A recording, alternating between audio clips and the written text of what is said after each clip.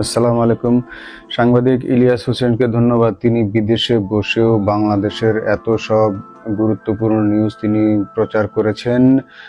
যারা ইলিয়াস হোসেনের ভিডিওটি এখনো দেখেননি, আমি নিচে কমেন্টে তার লিঙ্কটি দিয়ে দিব, আপনারা সেটি দেখে নেবেন। দেখেন, আমি প্রথম থেকে আপনাদেরকে বলে আসছি হাসিনার বিভিন্ন চক্রান্তগুলো। আপনারা যারা প্রথম থেকে আমার ভিডিওগুলো দেখেছেন তারা হয়তো দেখে থাকবেন যে প্রত্যেকটা বিষয়, হাসিনার প্রত্যেকটা চক্রান্ত আমি আপনাদের কাছে প্রকাশ করে দিয়েছি। সেই অনুযায়ী ব্যবস্থা গ্রহণ করা হয়েছে এবং সেই ষড়যন্ত্রগুলো রুখে দেওয়া সম্ভব হয়েছে। দেখুন, কারো একটা পরিকল্পনা যখন আগে থেকে প্রকাশ পেয়ে যায় এবং মানুষ যখন সতর্ক অবস্থানে নেয়, তখন তার সেই পরিকল্পনা কিন্তু সে বাস্তবায়ন করতে পারে না। শেখ হাসিনা কিন্তু অসংখ্য পরিকল্পনা নিয়েছে। আমি এর মধ্যে যতগুলো পেরেছি আপনাদেরকে জানিয়ে দিয়েছি। 3-4 দিন আগে, 1 সপ্তাহ আগে, 1 মাস আগেও আমি জানিয়ে দিয়েছি। আপনারা সেই পরিকল্পনা গ্রহণ করেছেন এবং সেই পরিকল্পনার বিরুদ্ধে ব্যবস্থা গ্রহণ করেছেন। সেই কারণে শেখ হাসিনা কিন্তু তার চক্রান্তে সফল হয়নি। তো আমি আপনাদেরকে কয়েকদিন আগে বলেছিলাম যে শেখ হাসিনা ঢাকা শহরে একটি বড় জমায়েত সৃষ্টি করবে। সেই জমায়েত সৃষ্টির মাধ্যমে সে বিশৃঙ্খলা করবে। সে হিন্দুদের বাড়ি ঘরে হামলা করাবে, হামলা করিয়ে ভারত থেকে সামরিক অভিযানের জন্য লোক পাঠাবে। আমি আপনাদেরকে অনেক কিছু বলে দিয়েছিলাম, যেগুলো আপনারা এখন বাস্তবে দেখতে পাচ্ছেন।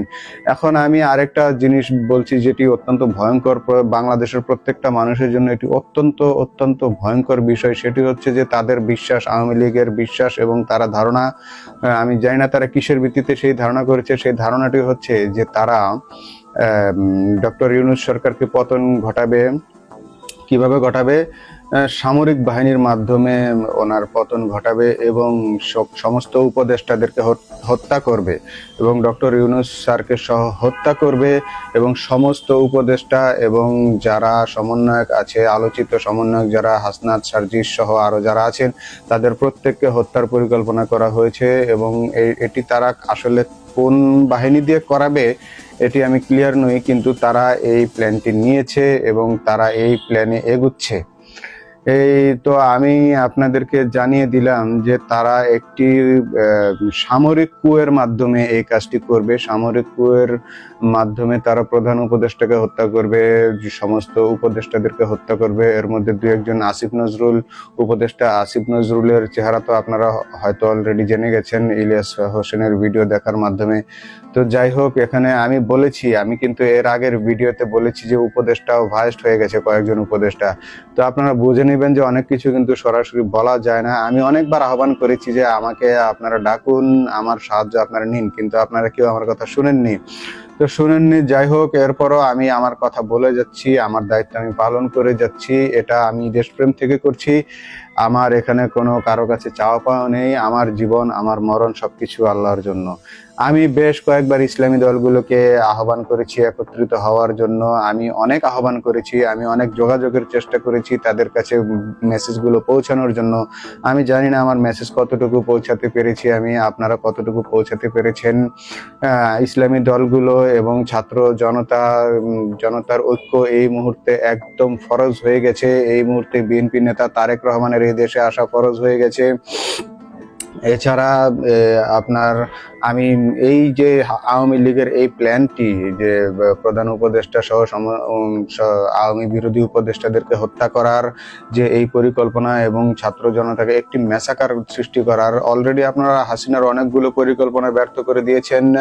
সে দাঙ্গা বাঁধাতে চেয়েছিল, দুর্গাপূজা উপলক্ষে দাঙ্গা বাঁধাতে চেয়েছিল। আপনারা পূজা মণ্ডপ পাহারা দিয়ে সেই পরিকল্পনা ভেস্তে দিয়েছেন। তারা আইনজীবী হত্যার মাধ্যমে দেশে কিন্তু একটি দাঙ্গা সৃষ্টি করতে চেয়েছিল, সেই দাঙ্গাও হয়নি। এখানেও হাসিনা ব্যর্থ। কোতোয়ালি থানার ওসি কিন্তু চক্রান্তে সামিল হয়েছে। চট্টগ্রাম কোতোয়ালি থানার ওসি, সে কিন্তু 3 ঘন্টার জন্য তার থানার ফোর্সকে নিষ্ক্রিয় থাকতে বলেছে। তো এখানে আপনারা, যদিও তাকে তার পদ থেকে অপসারণ করা হয়েছে, কিন্তু তাকে নিয়ে জিজ্ঞাসা করলে বিস্তারিত সবকিছু বের হয়ে যাবে, আমি বিশ্বাস করি। তো সে 3 ঘন্টার জন্য এই সুযোগটা দিয়েছে। কেন দিয়েছে? নিশ্চয়ই এর পিছনে কারণ আছে। তো এটা আমি কর্তৃপক্ষকে বলবো, আমি উপদেষ্টাগণকে বলবো, আপনারা এই বিষয়টি একটু দেখুন, তদন্ত করে দেখুন। এরপরে এই আরো চেষ্টা, তার কি চেষ্টা থেমে আছে? সে ABCD EFG সব প্ল্যান সে এটা রেখেছে। সে এপ্রিল পর্যন্ত প্ল্যান আছে তার। সে পহেলা বৈশাখে পর্যন্ত কি করবে সেই প্ল্যানও হাসিনার করা আছে। এগুলো আমি আপনাদেরকে পরবর্তীতে আস্তে আস্তে বলে দিব। কিন্তু বর্তমানে যে প্ল্যানটি, যে ভয়াবহ প্ল্যানটি আছে সেটি হচ্ছে যে সামরিক কুয়ের মাধ্যমে সে কিন্তু প্রধান উপদেষ্টা সহ উপদেষ্টাদেরকে হত্যা করবে।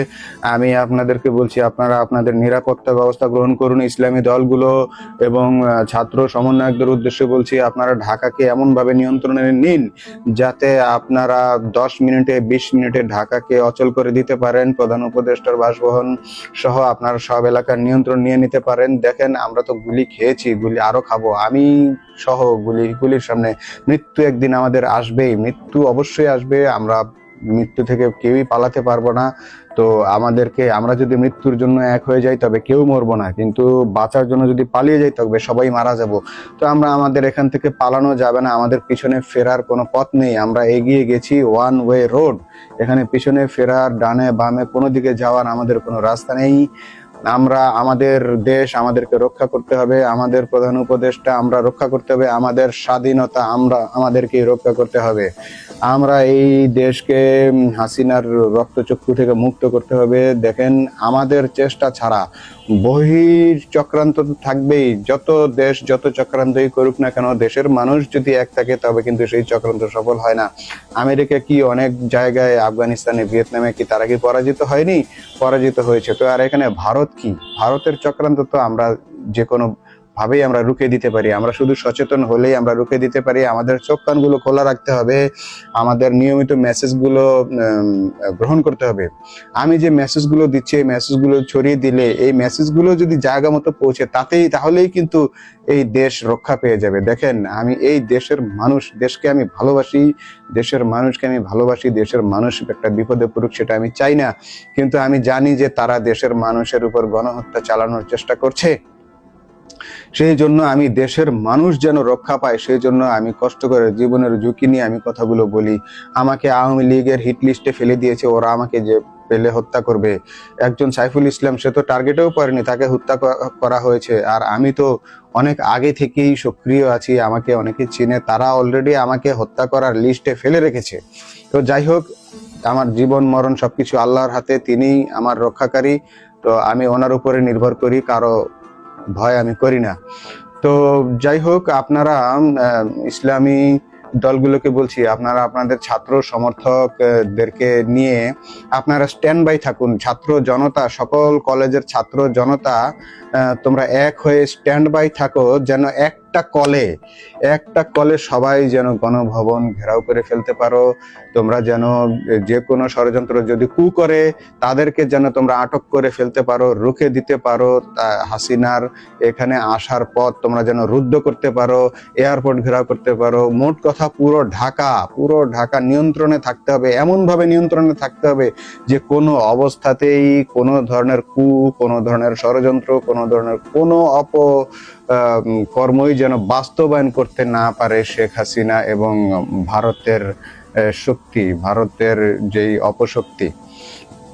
তো এই মুহূর্তে আমার এই মেসেজটি আপনারা দয়া করে পৌঁছে দিন সারা দেশের মানুষের কাছে। আমাদের হাতে সময় খুবই কম, কিন্তু আমরা যদি যথা সময়ে যথা ব্যবস্থা গ্রহণ করতে পারি তবে আমাদের বাংলাদেশের কোটি কোটি মানুষের জীবন আমরা রক্ষা করতে পারবো। নয়তো একটা বার সুযোগ যদি তারা পেয়ে যায়, তারা কিন্তু গণহত্যা চালাবে বাংলাদেশে। আপনারা জানেন ভারত এবং হাসিনা কত ভয়ঙ্কর, তারা কতটা মুসলিম বিদ্বেষী। তো আপনারা সবকিছু জানেন, সবকিছু বোঝেন। তো আমি মেসেজটি আপনাদের কাছে পৌঁছে দিলাম, আপনারা এই মেসেজটি সারা দেশের মানুষের কাছে পৌঁছে দিবেন। আসসালামু আলাইকুম ওয়া রাহমাতুল্লাহ।